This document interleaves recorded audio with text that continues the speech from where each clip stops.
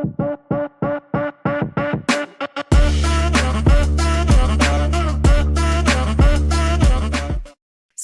Cristina Pérez is a project manager with over 15 years in the development of international projects. She is actively managing 3 Horizon European projects and 2 Erasmus projects at the University Complutense of Madrid. In addition to her role at the university, Cristina is a general manager of her own company that she leads marine engineering projects and conduct marine environmental studies across Europe and South America. Thank you, Cristina. You can begin. Okay, thank you. Thank you all of you for attending this session. I will just start with the presentation. Okay, let me share the screen. Yeah, I think now you can see the presentation. Today we are talking about the management of research projects in the European funding framework.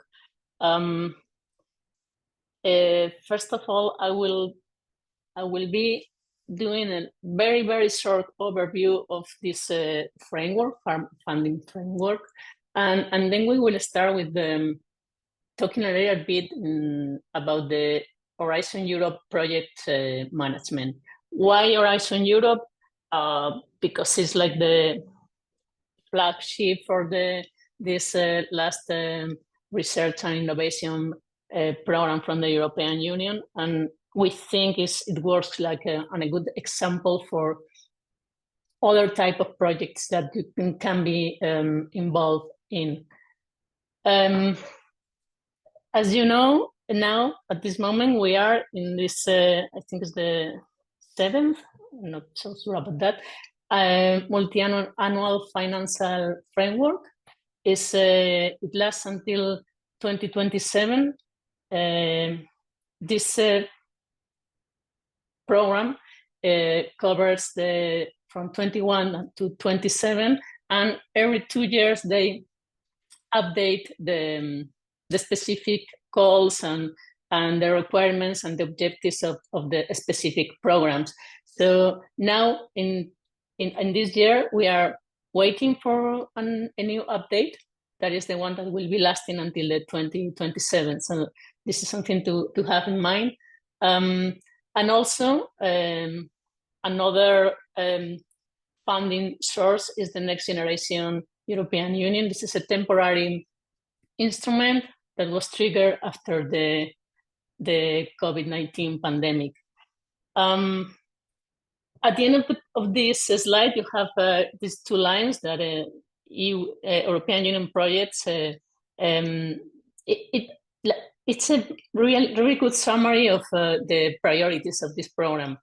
The innovation for sure, but also the strong direction to the Green Deal initiative from the Union, and also the boost and enhancement of the digital capacities across all member states. So these are like transversal objectives that are included in almost every call. All these programs are divided in 6 headings or like bullet points, and it's a huge framework, to be honest. The first one, Single Market, Innovation and Digital, is the one where the Horizon Europe program is considered, but this heading has up to 11 programs, and Horizon Europe is just one of them. Something with the second one, that is the cohesion and values. So here we have the funding for regional cohesion and things like that, and it's here in this heading with the Erasmus Plus. That is also a very popular call that we usually attend. Is in this heading, but also this heading has like 15 programs including. So just to tell you, it doesn't matter what kind of research you are involved, you probably will find somewhere where your ideas and your projects and your research path goes that can fit in some of these headings. I'm not going into more details about this, just to know that you have like these 6 partial headings, and then you merge in one of them and you go deep and you will find different opportunities. Then, and this is like a big jump, as I said before, you have a project idea, a research path or area of knowledge, and you find a match with one of the goals in this European framework for research and innovation. So first question for you, today we are talking about project management. When do you think the project management starts? And I would like you to reflect on this and just write into the chat. Don't be shy about this. I will give you just a couple of seconds for doing that. So the project starts when you start up thinking about the project. This is when the project management starts. And why? As you can see, these four steps. You have the initiating, planning, executing, and closing. The executing is when you have the funding. You have received the funding. Your project has been aware with this funding. And you have 2 steps before that. And it's because the planning of the project, in the proposal, and the selection of your partners is going to influence a lot the executing and closing of the project. How are you implementing the project? You need to remember that your proposal is part of the contract that you are going to sign with the European Union. And you need to deliver what is written in the proposal in the way that is written in the proposal. If you are able to provide as much detail as possible in the proposal, you then will have a more clear route to proceed with the project. So we need to understand that preparing the proposal needs time, and it's not also because the proposal is going to be better if you employ this time in developing the proposal. That is for sure. But it's also because if you receive the funding, you will have a more fluid and easy way to manage your project. So this is the basis for the project management. Start with the proposal. So we just jump into project management. If you have more questions or a question about the funding opportunities, we can talk about this at the end of the presentation. But now we focus in the project management. We are using this Horizon Europe projects as a roadmap to talk about project management. And I'm not going to say nothing else about that. And project management, one of the things that you have, as we are saying before, you have prepared the proposal, you have received the funding, you are starting your project, you are very happy, and then you start receiving emails from the Commission, you need to do this, you need to do that. So just keep calm. The first thing to do is to sign the grant agreement. The grant agreement is your contract with the Commission, the European Commission. And here in this image, you have a very high-profile explanation of the main activities for project management. You need to develop. Usually, when you have a project, you create like a project management guide, and it can also be part of one of your work packages and one of your deliverables. to have a quality assurance plan, a risk management plan. How are you going to facilitate the communication among partners, the meetings that you are going to have, establishing communication paths, email, video calls, face-to-face meetings.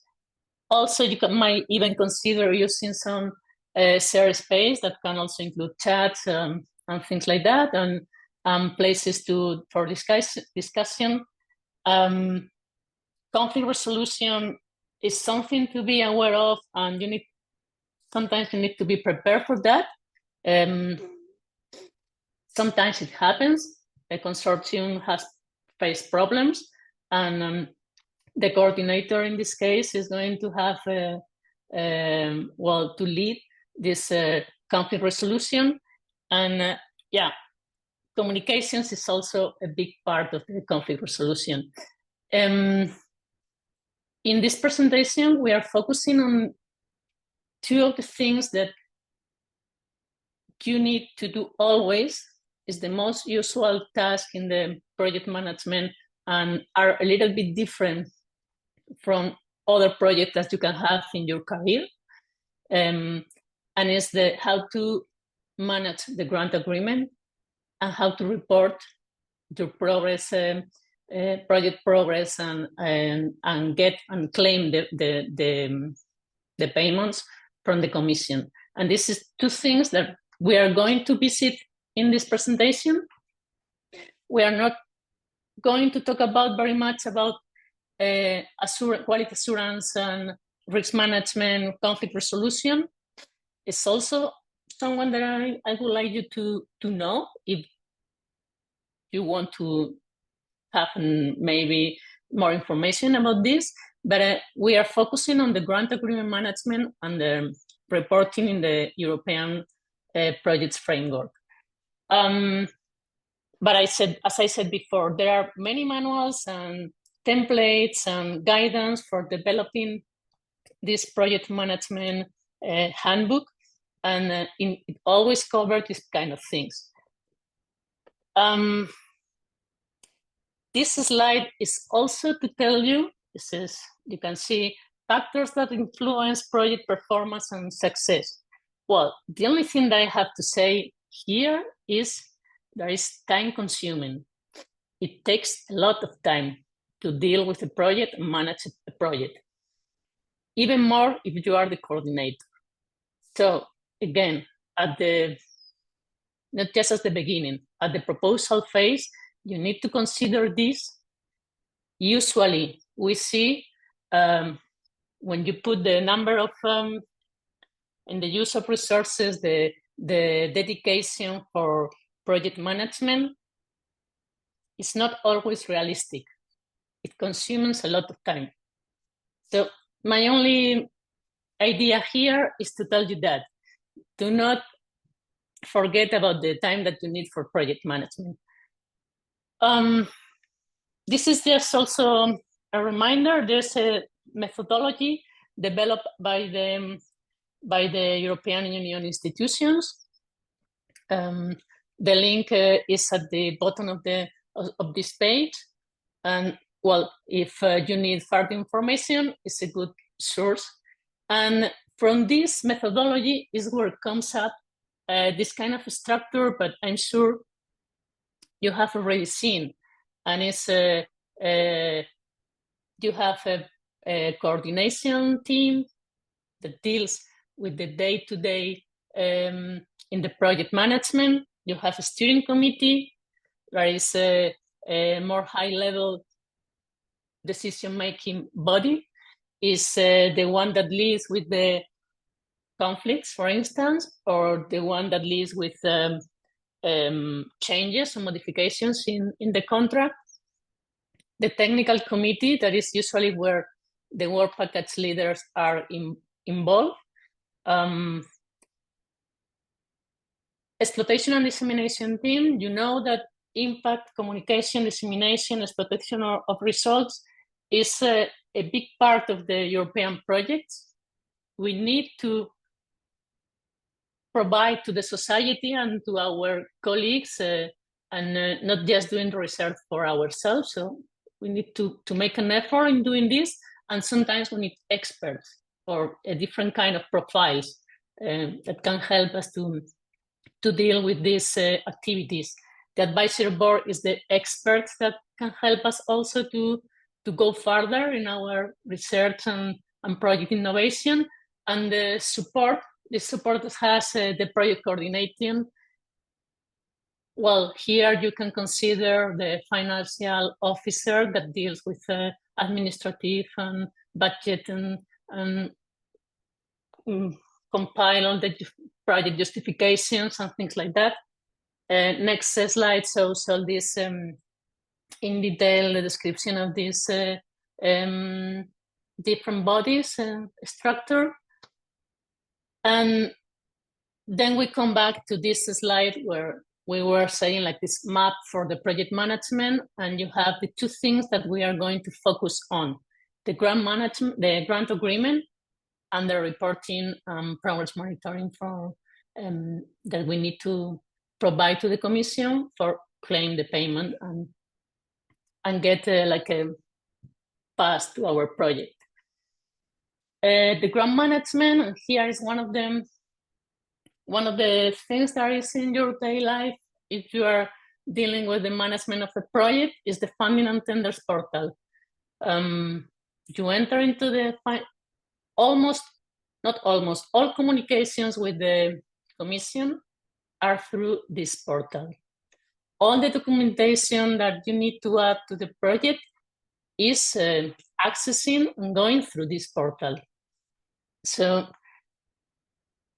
at the moment that you receive the funding for a project, you enter into the funding and tenders portal, you log in and go to My Projects. Your project will appear, and in the button that you set to the right, the Actions button, go to Manage Project, and over there is where you can do almost all the things that you need to do and all the interactions with the Commission and your project officer. So the first thing is to prepare this grant agreement. This first stage of the project usually is to include all beneficiaries, be aware as a coordinator, you need to be aware and help them to get validated if they are not already, and fulfill part of the information. Most of them is coming from the proposal, so you don't need to be very worried about that. But yeah, you need to check everything and then submit the grant agreement that hopefully will be signed. And well, this is also part of the process. Here, in fact, you have like a general overview of how this portal is. You have all the documents from the project here in the library, all the communications with the project officer in the library. So yeah, it's a nice tool to proceed with the project management. And then you have your grant agreement signed, and things start happening. Things like one of the beneficiaries might have some problems and need to reduce the amount of work. Maybe it's bankrupting and they cannot continue working the project. So you need to make changes on the partnership. Other things, in fact, anything that is, you see that here to the left, the grant agreement is like a contract that you can consult in any places. The grant annotated agreement is like a model for all contracts. It's all the same. Over there, you have all the specification about, for instance, what costs are eligible or not, and how to report. It says also how to make this that you are looking at right now, the amendments. We will have a look at this in a moment. And then the annexes are your proposal, basically, the budget, in a table with the breakdown of your budget, and any change in these annexes needs to be considered for an amendment. Not everything goes through the amendment process, but most important changes are. So don't be afraid, it's a normal procedure. Many projects need to face an amendment in the project lifetime. And the one that triggers the requesting of an amendment is the coordinator. Also, the commission, the granting authority, can start or launch an amendment, but I will say that they usually ask you to start the process. And how to do this is through the portal that we were looking at before, the funding and tenders portal. Here I'm going to stop for a moment the presentation. I would like to show you the. You see, online manual is written to the left, and this is the contents. Well, I have highlighted where I'm here right now is in the grant preparation, and yeah, you see what you need to do and how to do it. So this is a nice piece of information. And then the other thing that I would like to comment is you have the grant management. So one of the topics is the amendment. Yeah, you go there and you have all the information. Well, the information is not too long. And why is not too long? Because they also refer to the contract, to the annotated grant agreement. So I'm sorry, I'm really sorry, but this is something that you need to read. And it's painful, but you need to do it. And this is it's your guidelines for the guidelines for the project. Most of the questions and doubts that you might have a reference in the grant agreement and this kind of information that is included in the funding and tenders portal, even though sometimes you are not sure. And when you have doubts, for example, you need to include a subcontracting cost in your budget that was not considered before in your proposal.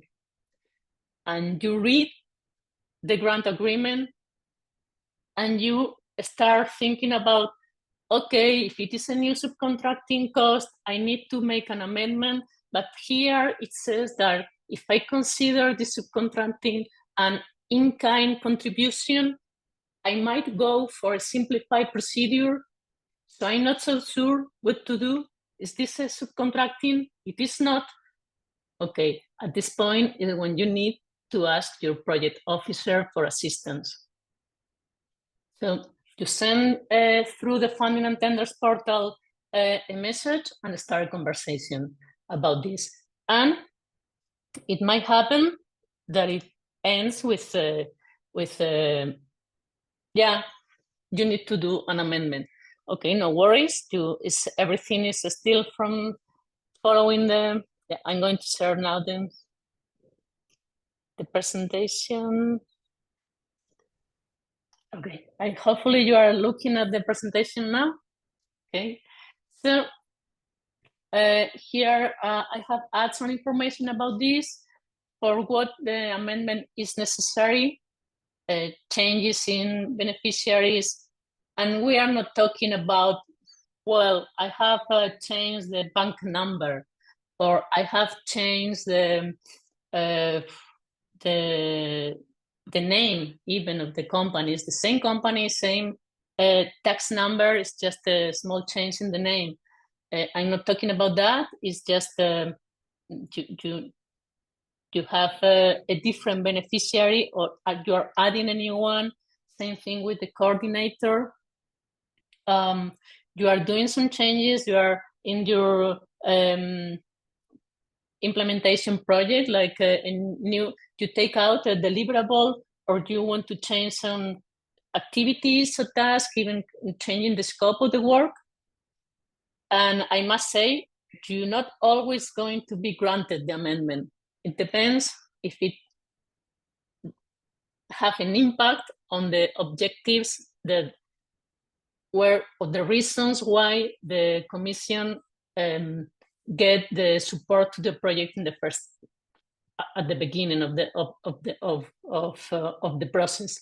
So, but again, you need to ask for this, and things happen in the projects. Some projects do not finish also. Everything is going manageable, and yeah, we just don't need to be afraid about this. Here are some of them, of the tasks that you can change without an amendment. And one of them, and this is important, is that you can transfer partially to budget from one place to another. You have some flexibility here. In order to know what can I do and what I cannot do, or I'm not so sure, we need to read the grant agreement. And usually what you cannot do never is to ask for more budget. There is like a principle here, and they say, this is a grant. A grant is meant to help you develop in a project. It's not specifically meant to pay for all the project development.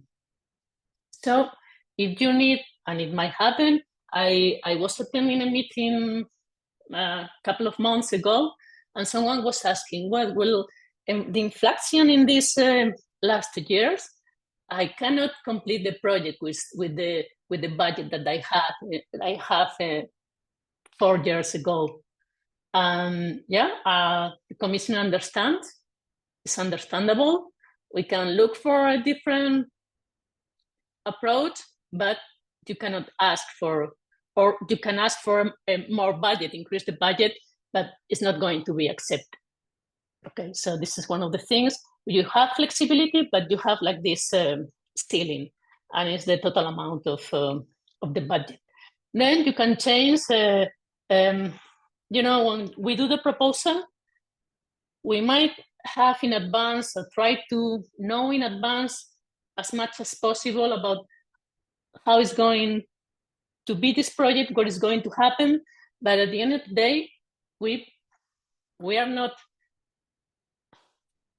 able to see the future. So maybe your use of resources change.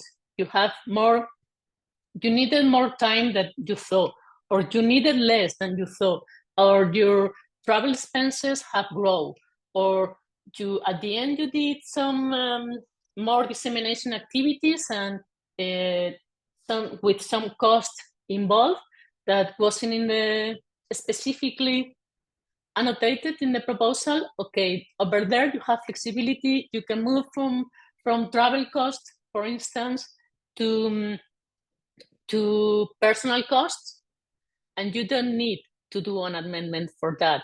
You just need to report it. And in any case, the project officer will help you with this kind of situations. So, well, since I've been talking for a few minutes, I will ask you to read a couple of questions. So if I want to add a new subcontracting cost, I know you haven't read the grant agreement, but I think I have mentioned this. Should I require an amendment? Just think about it, and I'm not putting you in a position to reply, but yes. In general terms, if you are adding a subcontracting cost, I'm not saying, okay, this web page maintenance was to be with a company X and now it's company Y. Doesn't matter. I'm not talking about that. I'm talking about, I have never considered to do this web page, and now I need a subcontractor. Okay, this is a new cost, and you need an amendment. And you need an amendment because they are kind of vigilant about how we expend the money when we are adding collaborators that weren't included in the proposal at the beginning. So they don't like this kind of surprises. So this is why we include an amendment. And then if, in the other hand, if I want to increase the personal costs, I have been working a lot. I wasn't aware of the amount of time that is going to require work package, blah, blah, blah. And now I realized that I input a lot more than I thought at the beginning. So and I have some money here in travel costs because at the end of the day, it was not as, I didn't cover all the budget. Can I use the money for the travel costs to compensate the personal costs? And do I need an amendment for that? So, and the answer is no. You don't need an amendment for doing that. This is into the flexibility budget that we have. Here we are just talking about the process. The coordinator launched the amendment. You need to prepare it, and you need the collaboration from all beneficiaries. It's not a thing to do just the coordinator because the coordinator, he or she thinks that is a good idea. It needs to be approved by all partners. And then you send this information to the portal. You can also ask for an assessment, an informal assessment before sending the final version. And this is good because with the motivation for doing the amendment, you need to provide documents and justify at the point that the Commission understands that is well justified with this kind of documents. For example, if imagine that you need to change the coordinator, but it's against his desire. It's not a decision that the coordinator has made because I'm struggling, I don't have the time, or I have some difficulties here and there. It's because the other beneficiaries consider that they need a new coordinator. Another partner needs to lead the task. So you can do it, but you need to provide documentation that says that you have asked the previous coordinator, for their opinion. And if you have an answer, you need also to add the answer. But at least you need to document that you ask the coordination before requesting the change. So this kind of things, maybe it changes from one thing to another. So it's good to have this informal assessment to know if you are doing well the preparation of the amendment. And well, it goes to different steps here. Of course, there is a revision and start the signature, and you can withdraw the request just until before the Commission signs the contract. So this is like the no return point. This is how it looks, the launch for a request through the funding and tenders portal. Just start an interaction, and over there, one of the options is request for an amendment. So you can start here the process, adding information, justify why you are requesting this amendment, adding the documentation, and well, as I said before, this is the platform that you need to be comfortable with working with. And in case of any doubt, ask for help to the project officer. This is what I was talking about before. You need to justify the request and provide the supporting documents. And at the end of the day, you have your amendment signed and included in your document library available for all the beneficiaries, all the partners in the funding and tenders portal. Okay, so here we finish with the grant management, the grant agreement management. As I said before, we are focusing on that because it's quite different from another project that we have in our companies or in other environments. This is quite particular to the Commission. Of course, you have modification of contracts and you monitor these changes, but this is like a particular way to do it. And then the other thing that we have is the reporting to the Commission. And in fact, it's also something that you usually do with your projects in any other environment. You have someone, here is the project coordinator, we have this structure with work package leaders and task leaders, but it can reflect some a project manager and collaborators, and they're responsible for doing specific tasks. So it's we use a terminology, a kind of some words, but it's the same than in any other project. And the structure is work packages, tasks, and subtasks with deliverables and milestones. How, as in any other project, you need to monitor the project development, the schedule, how your tasks have reaching the deadline, trying to deliver on time, trying to finish the task that is linked to the following task, all these kind of things that you usually do in any other project. Here, you also do that, but at the same time, you include part of this information in the funding and tenders portal. So for this, we have a continuous reporting module. That is the one that deals with deadlines, for example, milestone and deliverables.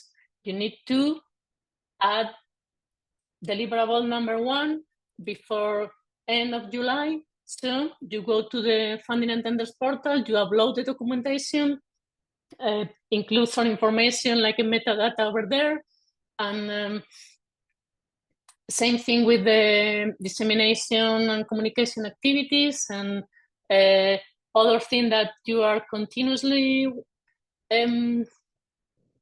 checking is risks. Risks at the end of the project, at the beginning of the project, you foresee some risks that might change along the way. You have a data management plan that also can impact to the continuous reporting module and things like that.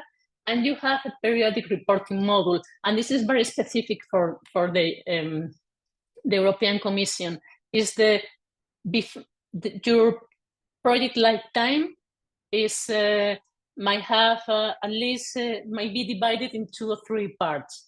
And at the end of this part of this period, usually it triggers a justification process that is linked to a payment claim. So we need to do it to get paid. And as researchers, we sometimes forget about this, but it's really important to get paid. So we need to do it and justify the projects accordingly with the rules of the Commission. In this slide, we have a small summary about what is included in the continuous reporting and what is included in the periodic reporting. As I said before, and again, this is also included in the grant agreement that you have signed. So some information is over there, and it's also in the information that we saw before, this like guidelines for the grant management. Some information is also over there. So continuous reporting is a nice tool to monitor the project implementation, and I'm going to show you some of the these are the contents of the continuous reporting. you have this summary that is going to be published in Cordis, and you can change it along the way. So if you improve, or maybe you didn't have all the time at the beginning to do it nicely, just change it and include some photos also. You submit deliverables, milestones, as I said before, the follow-up with the risk, and also report some issues if you have it. This is how it looks. You have all these at the top of the page, all these sections, and we need to cover all of them. So it's just like forms that we need to fulfill. And what I would like to highlight over here is dissemination and communication, and also publications. This is something that we might be very well and do it continuously, but it might happen that you do it just before sending the reporting period, when it's the time for reporting, first period, second period, final period. And also I will say that it takes time, because you need to include information for every publication. You need to upload every one of them to an open access platform. And well, all this also takes some time, so consider this time when you are facing a reporting period. And this is how it looks. When it is okay, you have the green check. If there is a problem, you will see it immediately.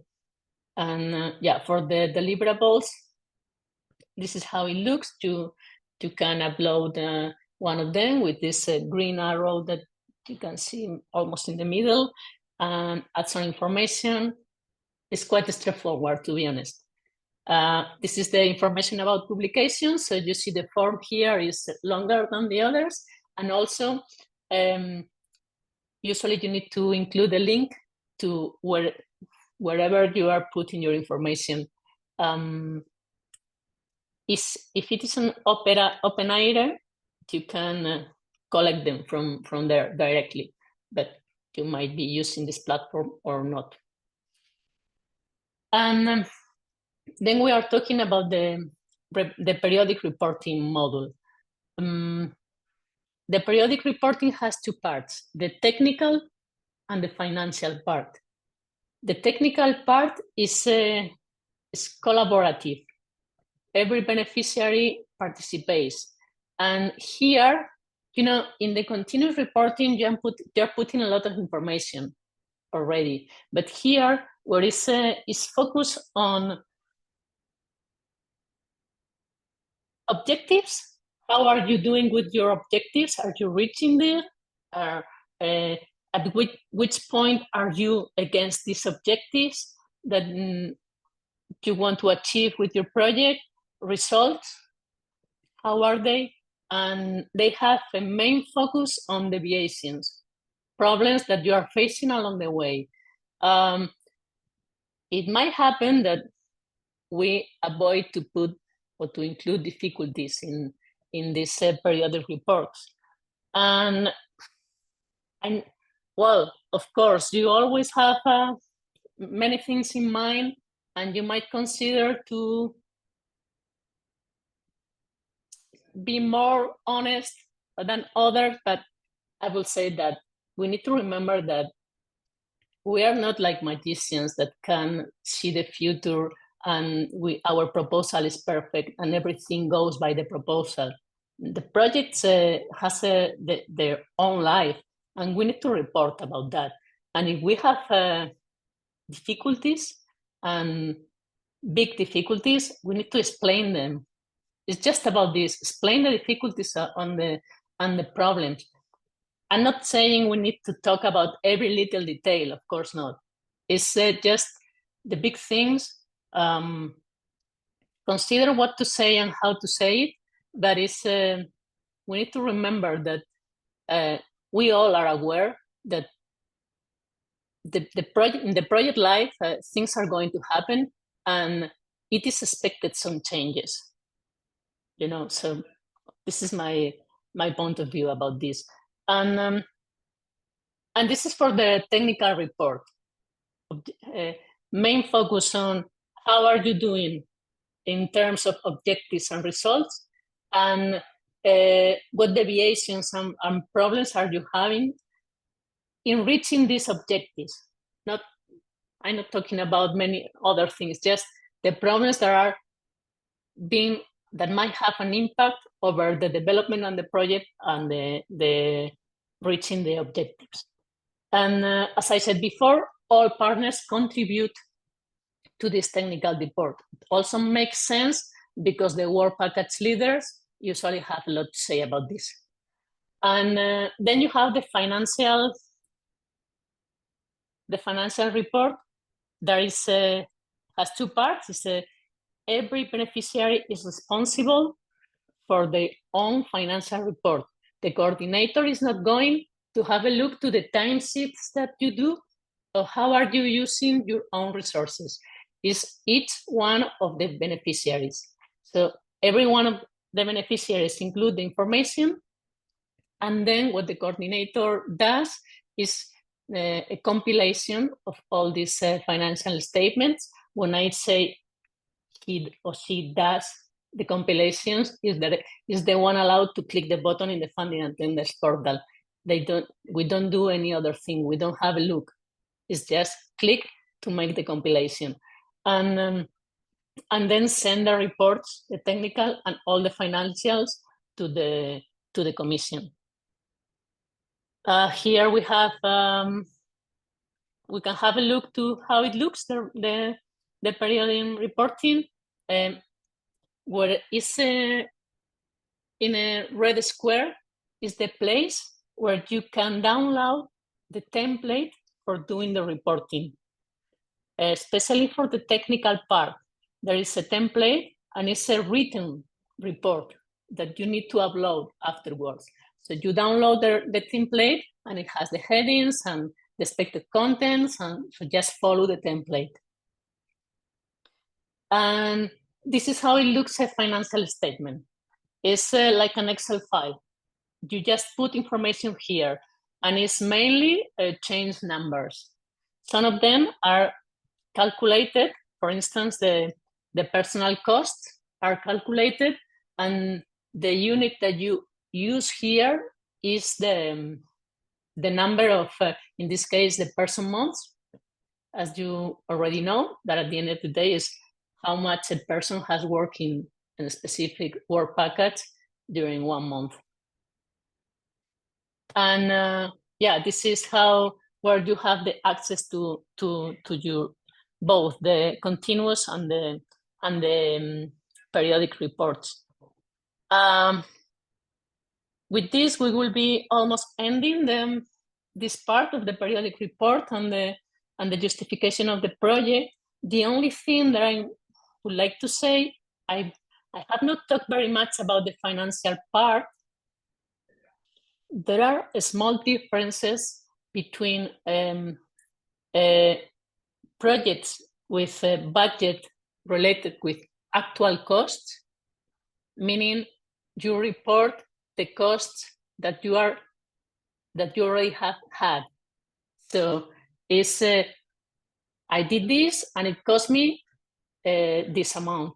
So this is what you report, and it's related with unit costs, and it's calculated over the time, and it's monitored, and it needs a follow-up.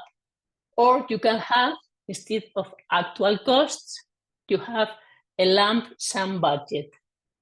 A lump sum is you don't need to report how are you using the resources. You need to report what do you have achieved. Meaning, if what the commission is looking at is that if you deliver. So it reduces, the same rules apply.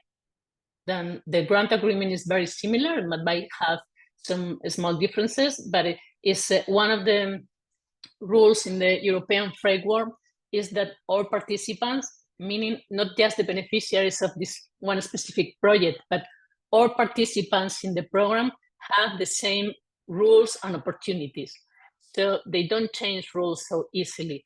And one that has a budget with actual cost cannot be the rules are the same for the one that has lump sums, but the justification is different. With a lump sum, is the administrative burden reduces. You don't need to justify so much. You just need to deliver. And this has like a dark side, meaning that if you are not able to deliver one deliverable, for example, you are not getting the complete payment from lump sum budget. But if you have actual costs, it might happen that you justify this, why you couldn't deliver this deliverable, but you report an amount of hours and other costs in other places with the unit cost, and you can receive the payment even though you didn't deliver. So it has pros and cons. Of course, the main advantage in the lump sum is to work more during the proposal in developing the budget, but the administrative burden is reduced. Your project management and financial management is easier to do. This is also good if you don't have a very good support for the financial aspects. We are not all of us are experts on doing that. So, well, pros and cons. And here what I will just remind some other things that we need to have to take into account in the project management of our European project. And is that it's mandatory to all publications need to be open science. Data management is very important and needs to follow the FAIR principle: findable, accessible, interoperable, reusable. And it also, we need to collect all the documentation and organize in a fair way. Even if you have software and databases and things like that, we need to be very aware of the principles for privacy and the rules, the European rules about that. Ethics and the gender dimension is part of our project. It will be also have a part in the continuous reporting platform. So this is also something to take into account in our task as project managers. And so we have reached the end of this part. So here my question is, which of the statements that are the 4 lines that we have below the first one is not correct?